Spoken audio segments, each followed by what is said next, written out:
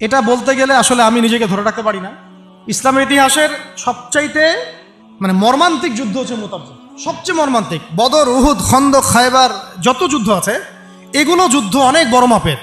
মুতার যুদ্ধের প্রেক্ষাপট এবং সিচুয়েশনটা সম্পূর্ণ ডিফারেন্ট।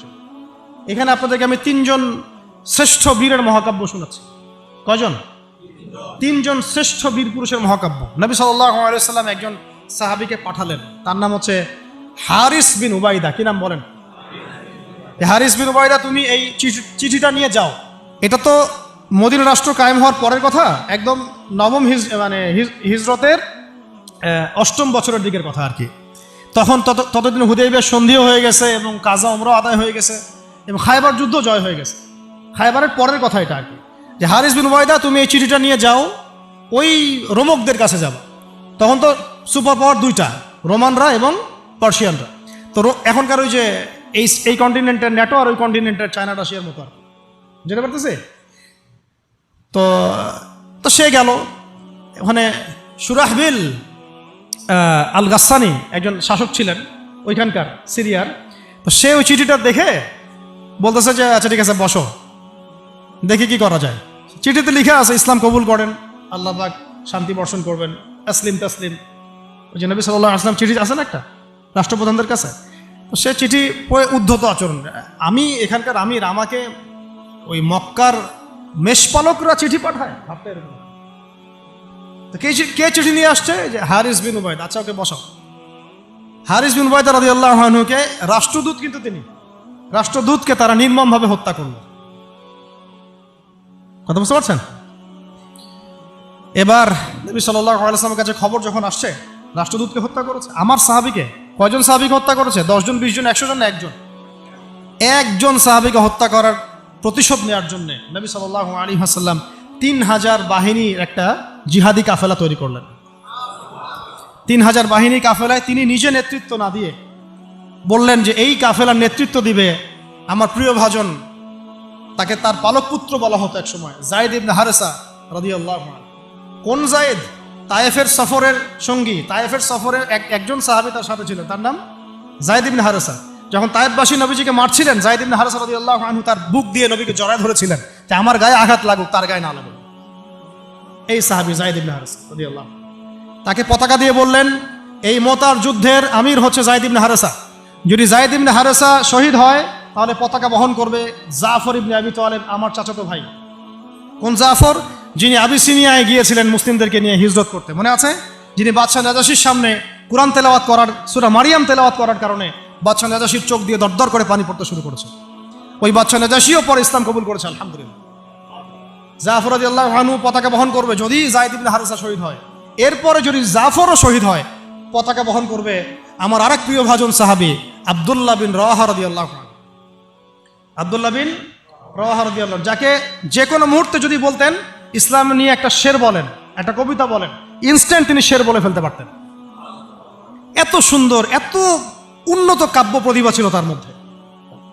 এই নষ্ট সংস্কৃতি না, তাদের সংস্কৃতি ছিল একেবারে খাঁটি তাওহীদের সংস্কৃতি। এমনকি কাবা তাওয়াফ করছেন যিনি, তখন কাবা তাওয়াফ করছেন বিদায় কাজা উমরা আদায় করার সময় নবীর সামনে সামনে তিনি ঘুরছেন এবং আবৃত্তি করছিলেন একটা কবিতা কাফেরদেরকে আঘাত করার জন্য। এই কাফেররা দেখো, তোমরা যাকে বের করে দিয়েছিলে তিনি আজকে সসম্মানে এখানে ঘুরতেছে। ওমর রাদিয়াল্লাহু আনহু বলছিলেন যে কাবা তাওয়াফ করার সময় তুমি এগুলো বলছো? নবীজি বলেন ওকে ছেড়ে দাও, সে এমন বাক্য তিলাওয়াত করতেছে, এমন বাক্য সে চয়ন করেছে যেগুলো কাফেরের অন্তরে বর্ষার চাইতেও বেশি বিদ্ধ হচ্ছে, তাকে বলতে দাও। এই হলো আব্দুল্লাহ বিন রাওয়াহা রাদিয়াল্লাহু আনহু, নবীজির অত্যন্ত প্রিয় ভাজন সাহাবী। আব্দুল্লাহ বিন রাওয়াহা যদি শহীদ হয় তাহলে তোমরা তোমাদের মধ্য থেকে একজনকে আমির নিযুক্ত করে নিও।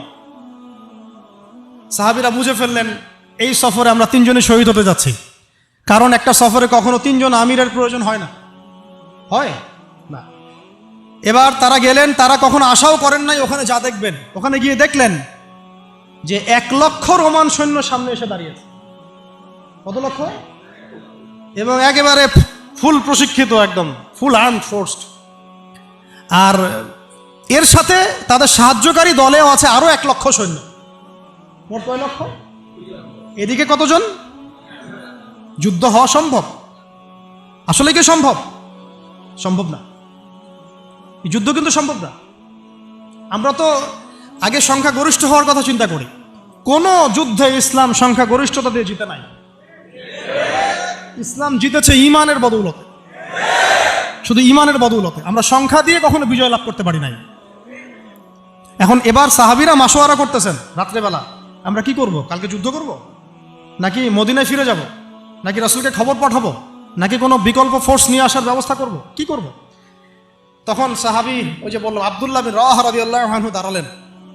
তরুণ সাহাবী, আপনাদেরকে বলতেছে, তরুণ সাহাবী দাঁড়িয়ে বলছেন যে, হে আমার ভাইয়েরা, আমরা এখানে কি জন্য এসেছি? হয় আমরা এই যুদ্ধ করব, শহীদ হব, না হলে আমরা গাজী হব। আর আপনারা যে বিষয়টাকে ভয় করছেন, আসলে কিন্তু আমরা সেটা পাওয়ার জন্যই এসেছি, তার নাম শাহাদাত। আপনারা যেটাকে ভয় করছেন যে আমরা এখানে গেলে মারা যাব, ওটার জন্যই তো আমরা এত দূরে এসেছি। আমরা গাজী হই অথবা শহীদই হই, আমাদের জন্য আজর আল্লাহর কাছে লেখা থাকবে। তো তার এই মানে এমন ঈমানদীপ্ত ছিল ভাষণটা, আমি তো ওটা বলতে পারলাম না, আরবিতে তিনি বলেছেন। এতে মানে উৎফুল্ল হয়ে বা ইন্সপায়ার্ড হয়ে সাহাবীরা আর দ্বিতীয়বার ভাবলেন না, ঠিক আছে কালকে যুদ্ধ হবে। এবার পরের দিন যুদ্ধ শুরু হল।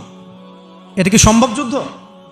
প্রথমে যায়েদ ইবনে হারেসা রাদিয়াল্লাহু আনহু পতাকা নিয়ে ঘোড়া ছুটা আগায় যাচ্ছেন, এবং একটা আঘাতও পিছন থেকে করার সাহস হচ্ছে না তাদের, সব আঘাত তারা সামন থেকে করছেন।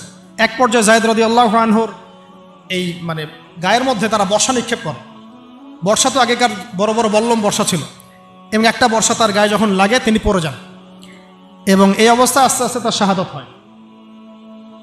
পতাকা পড়তে দেন নাই, পতাকা নিয়ে নিয়েছেন জাফর ইবনে আবি তালিব রাদিয়াল্লাহু আনহু হাতে, এবং জাফর রাদিয়াল্লাহু আনহু যুদ্ধ করতে থাকেন, এত বীর বিক্রমে যুদ্ধ করতে থাকেন যে এক পর্যায়ে তিনি তার নিজের কালো এবং লাল ডোরাকাটা ঘোড়া ছিল, সেই ঘোড়ার পা নিজেই কেটে ফেলেন, যে আমার যেন পালিয়ে যাওয়ার মন না উঠে কখনো ঘোড়া, তারা যেন আমার ঘোড়া ইউজ করতে না পারে। সাহাবীরা বলছেন তার শাহাদাতের পরে তার বডির মধ্যে আমরা এরকম 50টা থেকে 60টা এরকম আঘাতের দাগ দেখেছি। একটাও দেহের পিছনে ছিল না, সব সামনে ছিল।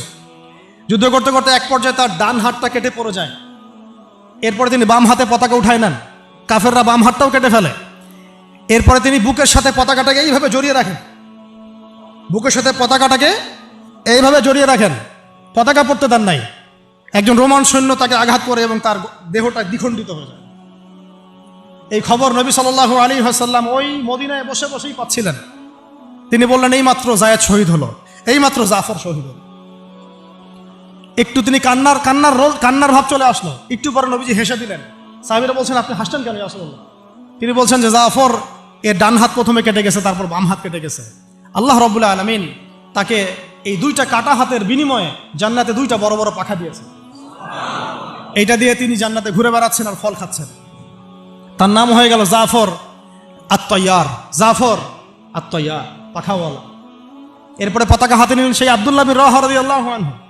তিনিও তো বীর বিক্রমে যুদ্ধ করতে লাগলেন। এক পর্যায়ে তিনি একটু কান্না করেছিলেন। সাহাবীরা বলছেন, আপনি কি ভয় কান্না করতেছেন? জি না, আমি ভয় কান্না করছি না, বরং কোরআনের একটা আয়াত আমার মাথায় আসছে বলে আমি কান্না করছি। সে আয়াতটা ছিল সূরা মারিয়ামের মধ্যে, ওয়াইম মিনকুম ইল্লা ওয়ারিদুহা কানা আলা রাব্বিকা হাতমান মাকদিয়া, একটা আয়াত আছে কোরআনে সূরা মারিয়াম। এটা হচ্ছে আপনার রবের একেবারে একটা চিরনির্ধারিত একটা বিষয়, যে তোমাদের সবাইকে, আবার বলছি, ওয়াইম মিনকুম ইল্লা ওয়ারিদুহা কানা আলা রাব্বিকা হাতমান মাকদিয়া, মানে তোমাদের সবাইকেই আবশ্যিকভাবে, ম্যান্ডেটরিভাবে এই জান্নাত জাহান্নামের উপর অবস্থিত এই পুলসিরাত পার হতেই হবে। এটা তোমার রবের একটা প্রাচীন একটা মানে স্টেটমেন্ট, এটা তোমাকে করতেই হবে, সবাইকে করতে হবে। এই আয়াতটা মনে হয় আমার কান্না আসতেছে। একজন তাকে একটা হাড্ডিওয়ালা গোশত এনে দিয়েছিল, তিনি সেই গোশতটা খাওয়ার জন্য চেষ্টা করছিলেন, তো পরে একটা কামড় দিয়ে ফেলে দিয়েছেন। তারপরে তিনি ছুটলেন যুদ্ধ করার জন্যে, এবং ওই সময় একটা কবিতা আবৃত্তি করেছেন, হে আমার মন, তোমার নফস হয়তো চাচ্ছে, তুমি হয়তো চাচ্ছ এখান থেকে পালিয়ে যাওয়ার জন্যে, জেনে রাখো সামনে তুমি যা দেখছো এর পিছনেই আছে জান্নাত। শেষমেশ কি জীবন দেখেন, কি ব্যক্তিত্ব, কি ক্যারেক্টার, কেমন গায়রত, কেমন ইজ্জত, কেমন সম্মান, কি জীবন। এরপরে তিনিও শহীদ হলেন, পতাকা হাতে তুলে নিলেন আল্লাহর বীর খালেদ বিন ওয়ালিদ রাদিয়াল্লাহু, তাকে পতাকা দেওয়া হলো। তিনি কিন্তু নতুন মুসলিম হয়েছেন। উহুদের যুদ্ধের যে ক্রাইসিস, এটা কিন্তু তার হাতে। কাজা ওমরা আদায় করতে গিয়ে নবীজি চিঠি লিখে দিয়েছেন, ছোট্ট করে একজনের দ্বারা লিখিয়েছেন যে খালিদকে চিঠিটা পৌঁছে দিও। ওখানে লেখা আছে, খালিদ তুমি যদি কাফেরদের পক্ষ অবলম্বন না করে মুসলিমদের পক্ষ নিতা কতই না ভালো। ঠিক আছে, এই একটা লেখা, একটা চিঠি খালিদ রাদিয়াল্লাহু আনহু একবারে কলিজাটা কাঁপায় ফেলছে। তিনি মক্কা থেকে মদিনায় গিয়ে নিজে ইসলাম কবুল করে আসছেন, এবং নবী সাল্লাল্লাহু আলাইহি ওয়াসাল্লাম তাকে কিন্তু আন্ডারস্টিমেট করেন নাই। তার হাতে উল্টা তরোয়াল উঠাই দিয়ে বলছেন যে আজকে থেকে এই তরোয়াল তোমার, এবং তোমার নাম হচ্ছে সাইফুল্লাহ, তুমি আল্লাহর তরবারি। এরপর থেকে তিনি প্রায় 80-90টা যুদ্ধ করেছেন, সবগুলোতে জয়লাভ করেছেন। ওই খালিদ রাদিয়াল্লাহু আনহু পতাকা তুলে নেন মোতার যুদ্ধে। তারপরে সিরাতের মধ্যে আসছে, তিনি বলছেন নিজের ভাষায় যে ওই দিন আমার হাতে 9টা তরোয়াল ভেঙে গেছে। যুদ্ধ করতে করতে করতে করতে ওই দিন আমার হাতে 9টা তরোয়াল ভেঙে গেছে। তিনি ছিলেন যুদ্ধ কৌশলে অত্যন্ত পারদর্শী, হুটে হাটে কোনো কাজ করতেন, অনেক পারদর্শী। তিনি ডানের সৈন্যকে বামে নিয়ে আসছেন, বামেরটাকে ডানে নিয়ে গেছেন, সামনেটাকে পিছনে নিয়ে আসছেন, পিছনেটাকে সামনে নিয়েছেন। বর্ষা যারা ছিল তাদেরকে পিছনে নিয়ে আসছেন, তীরন্দাজদেরকে সামনে দিয়েছেন, মানে ওদেরকে ভেবাচাকা খাওয়াই দিয়েছেন যে ওরা মনে করতেছে এরা মনে হয় অনেক, হ্যাঁ এরা মনে হয় আরো বিকল্প ফোর্স নিয়ে আসছে মনে হয়। তো ওরা আস্তে আস্তে পিছনের দিকে যাওয়া শুরু করতেছে, আর এদিকে মুসলিমরা একটু একটু করে সেফ জোনে আসার চেষ্টা করতেছে পিছনের দিকে। ওরা ভাবতেছে পিছনের সামনে যদি আগাই, হয়তো পিছন থেকে ওরা আরো সৈন্য নিয়ে আসছে, আমাদেরকে আক্রমণ করবে। এই আল্লাহ পাক ভয় চাপাই দিলেন, এরা পালায় চলে গেল। 3000 সৈন্য নিয়ে 2 লক্ষ সৈন্যকে পরাজিত করা হয়েছে। খালিদ রাদিয়াল্লাহু আনহু বললেন আমার হাতে সেই দিন 9টা তরোয়াল ভেঙেছে, আর শেষমেশ ছোট্ট একটা ইয়েমেনি চাকু দিয়ে আমি যুদ্ধ করেছি। তাহলে চিন্তা করেন কত কাফের মারা গেছে। আর মুসলিমদের মধ্যে মাত্র 12 জন সাহাবী শহীদ হয়েছে। মাত্র 12 জনকে তারা মারতে পারছে, বাকিদেরকে মারতে পারেনি। এইগুলো হচ্ছে মহাকাব্য, জাজল্যমান মহাকাব্য, যেগুলো আমাদের এই প্রজন্মকে জানানো উচিত এবং আপনাদের মাথায় থাকা উচিত। প্রত্যেকটা সংগ্রাম, প্রত্যেকটা বিপ্লব, প্রত্যেকটা অভ্যুত্থানের পিছনে যেন থাকে আল্লাহর সন্তুষ্টি, আল্লাহর দিন কায়েমের চেষ্টা, আল্লাহর দিনের খেদমতের চেষ্টা এবং ইনসাফ প্রতিষ্ঠার চেষ্টা, এবং জালেমের বিরুদ্ধে আমাদের অবস্থান সবসময় শক্ত থাকবে ইনশাআল্লাহ। এরকম অনেক ঘটনা আছে, আমি আজকে আর বলার সুযোগ পেলাম না। ইনশাআল্লাহ আরও একদিন আল্লাহ যদি তৌফিক দেন, ইনশাআল্লাহ তাআলা আমি আপনাদের সাথে আবার এগুলো নিয়ে সেশন করবো ইনশাআল্লাহ। তো শেষ করার আগে আমি জাস্ট 2-1টা নাম উচ্চারণ করতেছি। সেটা হচ্ছে আমার খুব পছন্দের একজন ব্যক্তিত্ব, ইমাম হুসাইন রাদিয়াল্লাহু আনহু। নাম মনে আছে না? তার কারবালার মাঠের ঘটনা আপনারা জানেন। এইগুলো মহাকাব্য। তিনি সপরিবারে নিহত হলেন, শেষ পর্যন্ত কিন্তু আত্মসমর্পণ করেন না, করেছেন। তিনি প্রস্তাব দিলেন আমাকে ছেড়ে দাও, আমি মদিনায় চলে যাই, আমাকে ছেড়ে দাও, আমি মক্কায় চলে যাই, ছেড়ে দাও আমাকে, আমি কোনো সীমান্তে চলে যাই, সেখানে জিহাদ করে শহীদ হই। তারা কিন্তু সুযোগ দেয় নাই। আমাকে বলেন, যারা তাকে আক্রমণ করেছিল তারা কি কালিমা পড়া মুসলমান ছিল না? বলেন, তারা কি কাফের ছিল? তাহলে এখন কি ইমাম হোসেন যে এখানে প্রতিবাদ করলেন, হাতে অস্ত্র উঠিয়ে নিয়ে যুদ্ধ করে শেষ পর্যন্ত শহীদ হলেন, তার যুদ্ধটা কি সন্ত্রাসী কর্মকাণ্ড ছিল? ঠিক অনেকে আছে আমাদের সমাজে, তারা মনে করে যে মুসলিমরা যতই পাপ করুক না কেন ওদেরকে কিছুই বলা যাবে না। এমন একটা কনসেপ্ট আমাদের সমাজে আছে, মুসলিম তো, আরে ভাই কালিমা পড়ছে, লা ইলাহা ইল্লাল্লাহ বলছে, তাকে আপনি কেন এইভাবে চার্জ করেন? আরে কালিমা তো আব্দুল্লাহ বিন উবাইও পড়েছিল। আব্দুল্লাহ বিন উবাই কি কালিমা পড়ে নাই? তাহলে কি আপনি তাকে মুমিন বলে গণ্য করবেন? মনে রাখবেন একটা কথা, যাকে তাকে কোনো ক্ষুদ্র বিষয়ে কাফেরও যেমন বলা যাবে না, আবার যাকে তাকে মুসলমানও বলা যাবে না। এটা বুঝতে হবে আমাদেরকে, ঈমান ভঙ্গের কারণগুলো আমাদেরকে শিখতে হবে। যে যাকে তাকে যেমন আমরা কাফের তাকফির করব না, ঠিক একইভাবে যাকে তাকে মুসলমান, পাক্কা মুসলমানও বলা যাবে না। আল্লাহ পাক আমাদেরকে বোঝার তৌফিক দান করেন। ঠিক এইভাবেই উমর রাদিয়াল্লাহু আনহু একদিন ফজরের নামাজে দাঁড়িয়ে কিরাত করছেন, পিছনে এক দাস, এই ফাইরুজ আবু লুলু, একেবারে ধারালো ছুরি দিয়ে উমর রাদিয়াল্লাহু আনহুকে 2-3টা আঘাত করলো। উমর রাদিয়াল্লাহু আনহু শহীদ হলেন। এগুলো মহাকাব্য রচিত হয়েছে, কারণ ইসলামের বীর সিংহদেরকে কেউ আসলে সামন থেকে মারতে পারে নাই। কথা বুঝতে পারছেন? ওইভাবেই চোরাগপ্তই মারতে হয়েছে। আল্লাহর কসম, উমর রাদিয়াল্লাহু আনহু যে জায়গায় শাহাদত বরণ করছেন ওই জায়গায় আমি দাঁড়াইছি, ওই জায়গাতে আমি দেখে আসছি কোন জায়গায় তাকে শাহাদত বরণ করা হয়েছে। ওখানে ওইসব জায়গাগুলো জিয়ারা করলেও মনের মধ্যে এই চেতনাগুলো জাগ্রত। সুবহানাল্লাহ। আলী ইবনে আবি তালেব কুফার মসজিদে যাচ্ছেন, রাস্তায় এক ব্যক্তি তাকে চোরাগপ্ত হামলা চালিয়ে তাকে হত্যা করেছে। আল্লাহর বীর সৈন্যদেরকে কেউ সামন থেকে আঘাত করার সুযোগ পায় না। তো এগুলো হচ্ছে মহাকাব্য, জাজল্যমান মহাকাব্য। আরেকজন ব্যক্তির কথা জাস্ট বলে শেষ করে দিচ্ছি, অনেক আছে ভাই, বলতে থাকলে অনেক সময় লাগবে। রাজি একটা জায়গার নাম, ওখান থেকে কিছু লোক আসছে, এসে বলছে ইয়া রাসূলুল্লাহ আপনি আপনার কিছু সাহাবীকে পাঠান, আমরা ইসলাম কবুল করবো। ট্র্যাপ। আপনারা কেউ ভালো করে খেয়াল রাখবেন এগুলা, যে কেউ যখন তখন যাই বলবে হ্যাঁ হ্যাঁ করতে যাবেন না। মানুষের কথার পিছনে, ওদের কাজের পিছনে উদ্দেশ্য বোঝার চেষ্টা করবেন, ঠিক আছে? সবসময় কিন্তু আবেগে ভাসতে হবে না। আমরা কিন্তু এই জায়গায় ভুল করতেছি, অনেক ভুল হচ্ছে মাঝখানে। আমরা বিনয়ের সাথেই তাদেরকে বলবো যে ওলামায়ে কিরামদের সাথে মাশওয়ারা করে সিদ্ধান্ত নিতে, তাহলে ইনশাল্লাহ ভুলটা কম হবে ইনশাল্লাহ, ঠিক আছে? তো নবীজি 10 জনকে পাঠালেন, তারা দাওয়াত তো কবুল করেই নাই, হঠাৎ রাজি নামক জায়গায় তাদেরকে ঘিরে ফেলে 3 নিক্ষেপ করে 10 জন সাহাবী 7 জনকে শহীদ করে ফেললো। ট্র্যাপে। মানে এমনও আছে যে ওয়াজ মাহফিলে ডেকে মানুষ অনেক আলেমদেরকে মানে খারাপ কিছু করে ফেলেছে, হ্যাঁ, এরকম হিস্ট্রি আছে। তো সতর্ক থাকতে হবে, সতর্ক থাকার চেষ্টা করে। এখন 3 জন সাহাবী যুদ্ধ চালিয়ে যাচ্ছেন, তারপরেও তার মধ্যে একজন হচ্ছেন খুবাইব রাদিয়াল্লাহু আনহু। কি নাম বলেন? খুবাইব রাদিয়াল্লাহু আনহু। খুবাইব রাদিয়াল্লাহু আনহুকে এক পর্যায়ে মানে আর কতক্ষণ পারা যায়, 100 জন ঘিরে ফেলছে, আমরা 10 জন, 7 জন শহীদ হয়ে গেছে, 3 জন বাকি আছে, কতক্ষণ পারা যায়? তো তারা বললো যে তোমরা পাহাড় থেকে নেমে আসো, তোমাদেরকে ছেড়ে দিব। 3 জন মাশওয়ারা করছেন, না নামা যাবেন, নামলে কিন্তু ওরা আমাকে ধরে ফেলবে। তারপরে বাধ্য হয়ে এক পর্যায়ে নামতে হয়েছে, নামার সাথে সাথেই একজনকে তারা মেরে ফেলছে, বাকি 2 জনকে তারা মক্কায় বিক্রি করে দিয়েছেন। ওই মক্কার 2 জনের মধ্যে একজন হচ্ছেন খুবাইব রাদিয়াল্লাহু আনহু। কি নাম? খুবাইব রাদিয়াল্লাহু আনহু। আরেকজনের নাম আসিম রাদিয়াল্লাহু আনহু। আসিম রাদিয়াল্লাহু আনহুকেও তারা হত্যা করেছে এবং তার লাশটাকে বিকৃত করার চেষ্টা করেছিল। কিন্তু আসিম রাদিয়াল্লাহু আনহু ওই সময় দোয়া করেছিলেন, আল্লাহ আমার লাশকে কোনো কাফেরের হাতে বিকৃত হতে তুমি দিও না। যুদ্ধ করতে করতে কথাটা বলেছেন, কারণ তিনি বুঝতে পারছেন যে 100 জন ঘিরে ফেলছে, ওদের একটা ট্রেডিশন ছিল লাশ বিকৃত করা, যে আল্লাহ আমার লাশটাকে তুমি কোনো কাফেরের হাতে বিকৃত করতে দিও না। তখন আল্লাহ রাব্বুল আলামিন তার শাহাদাতে পড়ে এক ঝাঁক ভেমরুল পাঠায় দেন, তারা তার গায়ের উপর বসে পড়ে, কোনো কাফের তাকে হাত দিতে পারে না। আল্লাহ পাক এভাবে সাহায্য করে। আর এইদিকে খুবাইব রাদিয়াল্লাহু আনহুকে বিক্রি করে দেওয়া হলো মক্কায়, তাকে জেলখানায় রাখা হচ্ছে।